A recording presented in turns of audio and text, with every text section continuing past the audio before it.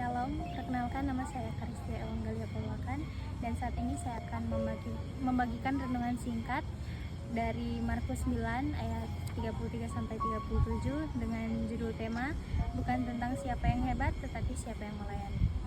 Dalam kehidupan ini, manusia cenderung suka membandingkan sesuatu, baik itu besar kecilnya suatu benda atau apapun yang menjadi bahan perbandingan.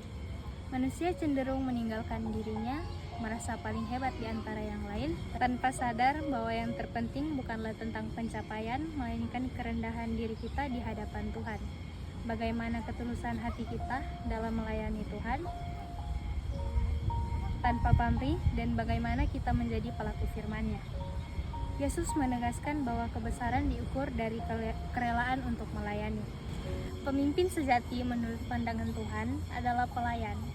Poin yang kedua ialah melayani bukan tentang tugas, melainkan tentang hati seperti yang tertulis dalam Markus 9 ayat 36-37 yang berbunyi, "Lalu ia mengambil seorang anak kecil dan menempatkannya di tengah-tengah mereka. Kemudian ia memeluk anak itu dan berkata kepada mereka, 'Barang siapa menyambut seorang anak seperti ini dalam namaku, ia menyambut aku. Dan barang siapa menyambut aku, bukan aku yang disambutnya, tetapi dia yang mengutus aku.'" Yang artinya, melayani itu harus keluar dari hati yang murni, bukan supaya dilihat atau dipuji. Seperti yang tertulis dalam Filipi 2 ayat 3-4, "Janganlah melakukan sesuatu dengan mencari kepentingan sendiri atau puji-pujian yang sia-sia. Sebaiknya, hendaklah dengan rendah hati, yang seorang menganggap yang lain lebih utama daripada dirinya sendiri." Tindakan Yesus sebagai contoh nyata dari kerendahan hati dan kasih dalam pelayanan. Dalam Yohanes 3 ayat 1-7 menceritakan bahwa Yesus membasuh kaki murid-muridnya, melambangkan kerendahan diri.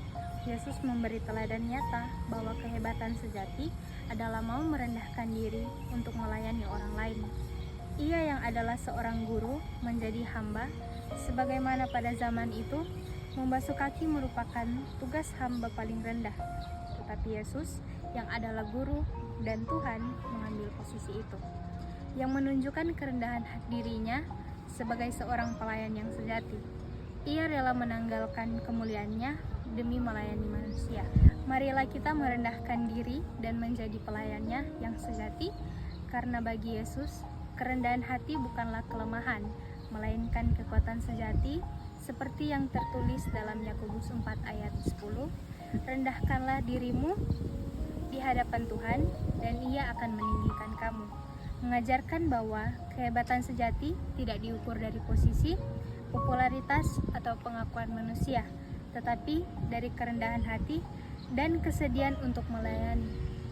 Di mata dunia, orang yang besar ialah orang yang duduk di atas, tetapi di mata Tuhan, orang yang besar ialah orang yang berlutut untuk menolong sesama, untuk menjadi orang yang rendah hati dan siap membantu tanpa pamrih dan menunjukkan kasih melalui tindakan yang nyata.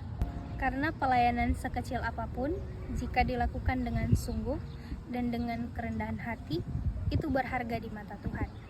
Yesus membasuh kaki murid-muridnya agar kita belajar untuk membasuh hati orang lain dengan kasih.